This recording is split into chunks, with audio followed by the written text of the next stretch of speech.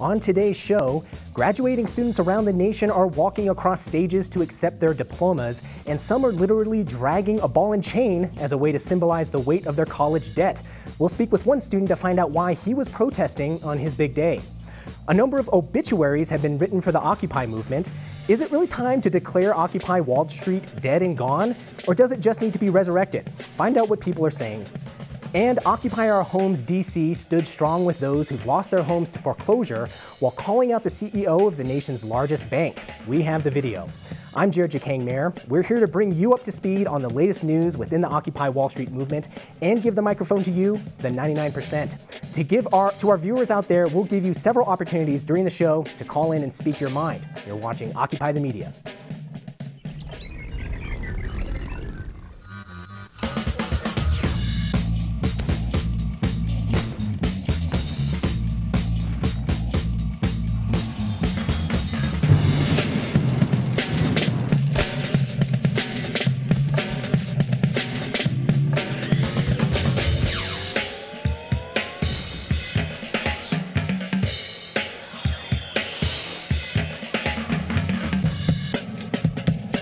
Thanks for tuning in to Occupy the Media. What is this show? It's an effort by Free Speech TV to cover the stories and perspectives from the 99% that you won't see on the corporate media. So give us a call at 877-575-FSTV. Some people are claiming that the Occupy movement is dead, but others disagree. What do you think? The lines are open. But first, let's get started with the latest headlines. The Oakland Police Department is being criticized for how it mishandled Occupy Wall Street protests. An independent report commissioned by the city says the department's response was flawed by a lack of staffing, planning, and understanding of crowd management techniques. Last October, police forcibly removed occupiers who were camping in front of Oakland City Hall and later fired tear gas and flashbang grenades at hundreds of protesters, leaving one Iraq War veteran critically injured. Across the country, police departments are taking a cue from occupiers who are using video to capture the clashes between police and protesters. A Seattle-based company is selling miniature cameras that cops can wear on their uniforms. The cameras are the size of an iPod Nano and weigh 3.5 ounces. Many Occupy protesters have used video footage to prove their innocence and win court cases, and now it appears some police departments are trying to do the same. In New York, a retired bishop with the Episcopal Church, who also served as a military chaplain during the Iraq War, is on trial. He was charged with disorderly conduct at an Occupy Wall Street demonstration last December. While wearing his purple vestments, George Packard led a group in climbing an 8-foot chain-link fence to get to Duarte Square. In his defense, Packard's lawyer says that this was a public park and that the bishop was not trespassing when he was arrested. And great news for a Minneapolis family. Colleen McKenna Espinosa and her children will be staying in their home thanks to the efforts of Occupy Minneapolis. Citibank has canceled its planned foreclosure auction on the home and negotiated a deal with Espinosa. The nurse and single mother has lived in the home for 16 years. And thanks to pressure from Occupy Minneapolis, the bank has agreed to a mortgage modification that will reduce payments on her loan over the next 7 years. And on Father's Day, several thousand New Yorkers took to the streets to protest the city's controversial stop and frisk policy. Here's more on that story with video provided courtesy of All Things Harlem. Thousands of New Yorkers marched silently through the city streets on Sunday, calling for an end to the New York City Police Department's controversial stop and frisk policy. The policy allows police officers to stop anybody who looks suspicious and search them. Activists say the policy amounts to little more than racial discrimination because it unfairly targets men of color. An analysis by the New York Civil Liberties Union shows that in 2011, nearly 90% of people who were searched were Black or Latino. People of all races came out for the march, which local civil rights leaders say is a testament to the policy's unpopularity. No, this is true revolution. The people, because of their suffering, are stepping up, and now they are the movement like it's supposed to be. And that's why you see this huge demographic of people, black, white, old, young, whatever. They're all out here because now this is an issue of human rights, and everybody can relate to human rights. For Occupy the Media, this is Eric Galatis.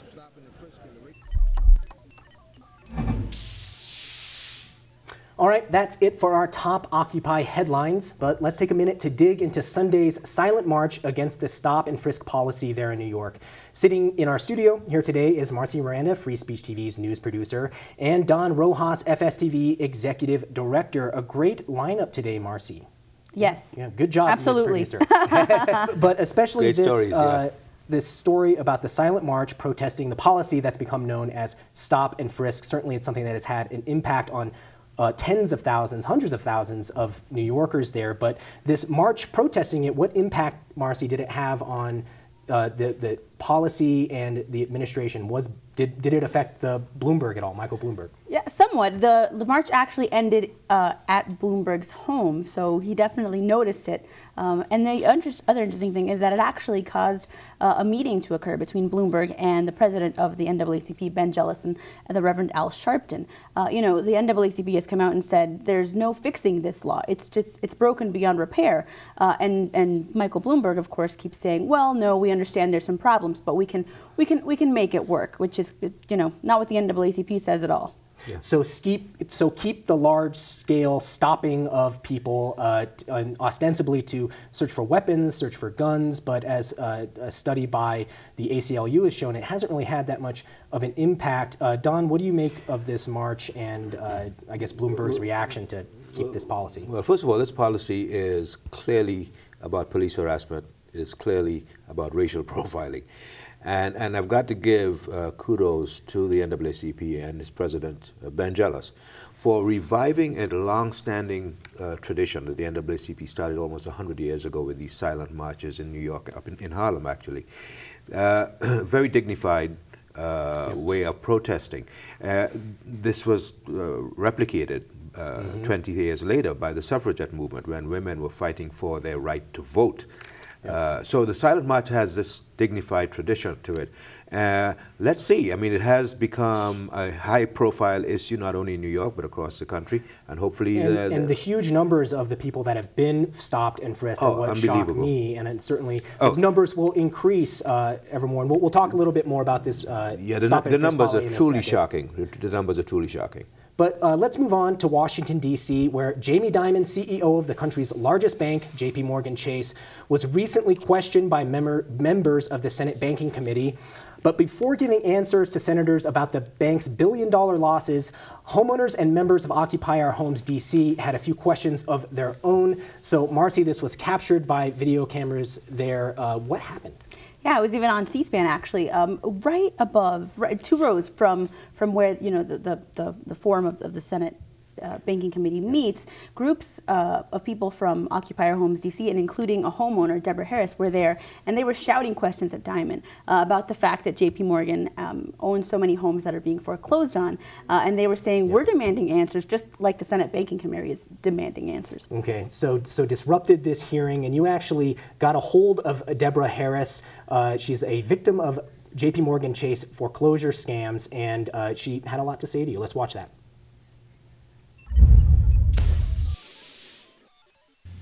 Deborah, thank you so much for joining us today. Tell us a little bit more about what it was like to be a member of the audience in that Senate hearing. How was it to get in there, and what was sort of the reaction that you got from people when you sat in on that hearing?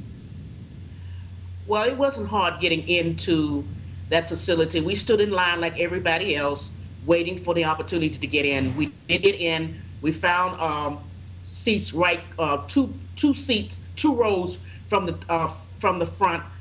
We were almost practically behind Dimon. When he sat down, we were already seated when he came in. Now talk a little bit about the message that you were trying to deliver. In the video, we see some shouting, and he kind of looks around, looks that way. What were you trying to get him to say, and do you feel like you got your response? I believe that he felt the pressure with my voice behind him. I just wanted him to know that there were other people out here that is willing to speak up for what is rightfully theirs.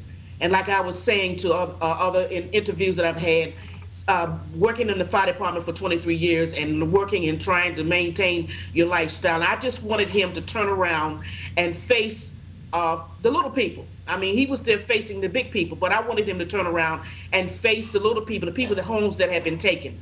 That's what I wanted him to do. Yeah. Do you think you were successful in doing that? Do you feel like, you made a connection with him, or was he pretty aloof? He may not never see my voice, but I believe that my voice was like a little bird tweeting in his ear. I believe that even though he's never seen me face to face, but that voice is still ringing in his head. That somebody would oppose him like that in an area that where we were. Yeah. Now, you kind of got pulled away by security guards after you were shouting questions at him. Talk briefly. What was it like afterwards, getting pulled out into the hallway? Were you roughed up at all? The funny thing about it, when we was escorted out of the hall there, they were more afraid of arresting us than was shown on the camera. When they put me in handcuffs, the guy that was the officer that handcuffed me, he was shaking more so than I was. He couldn't seem to get the handcuff on my wrist like he's supposed to. They were very, very careful in transporting us over to the lockup holding cell. Well, Deborah, thank you so much for joining us. Unfortunately, that's all the time that we've got, but we really appreciate you sharing your story with us. My pleasure. There you go. That was Marcy speaking with Deborah Harris, a member of Occupy Our Homes DC. And I really got the sense, Marcy, that when Ms. Harris said that this was probably the most interaction that Jamie Dimon had gotten with someone who wasn't a multimillionaire, I really have to believe her. I mean, just by the look on his face, kind of, he never turned around, like she said, to look at him. But you can see from another angle that he's kind of surprised and unsure how to react and what to make of the whole situation, which is kind of funny just to see him a little uncomfortable. It was a great interview. So let's give our viewers a chance to weigh in. Give us a call at 877-575-FSTV. Some people claim the Occupy Wall Street movement has lost its momentum, but occupiers are still in the headlines for shutting down bank branches and helping to stop home foreclosures. So is Occupy dead? Join the conversation and tell us about what you think of the future of the Occupy movement. It's time for our telephone mic check.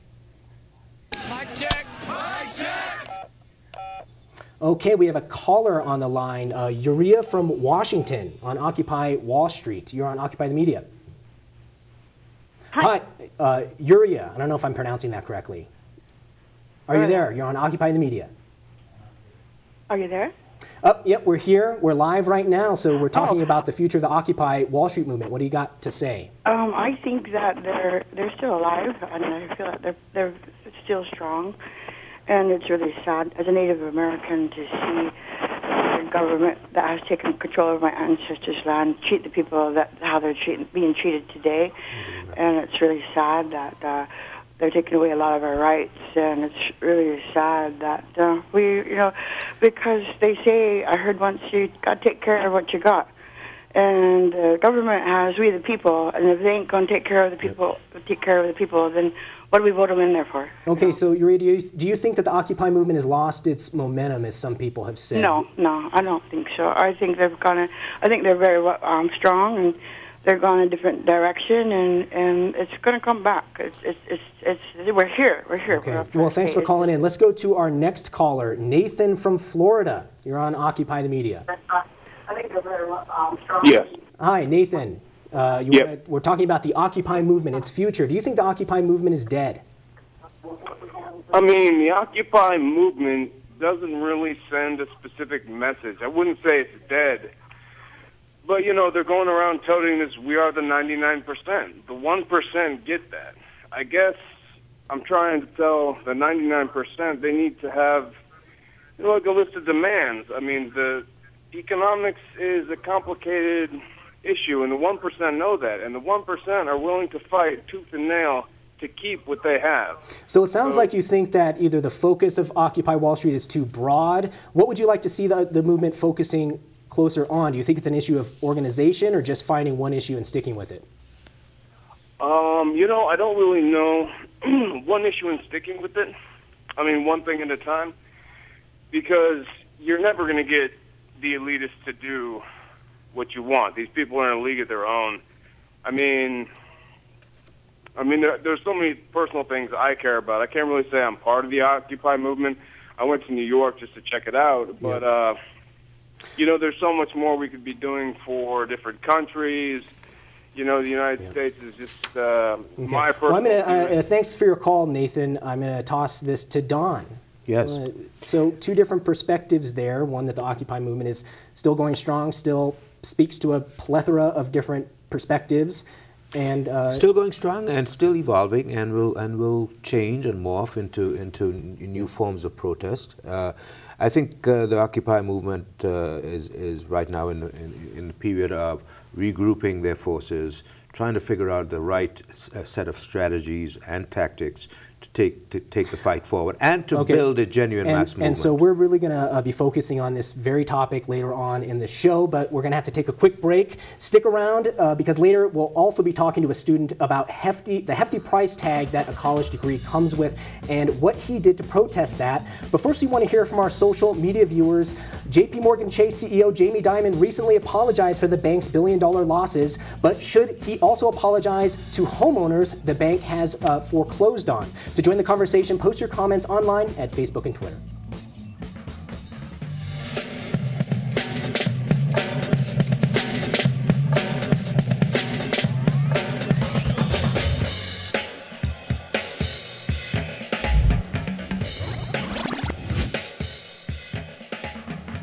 Hi, I'm Antoinette June with your Occupy update.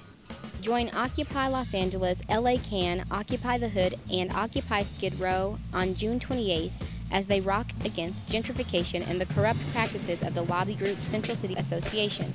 For more information, visit occupylosangeles.org.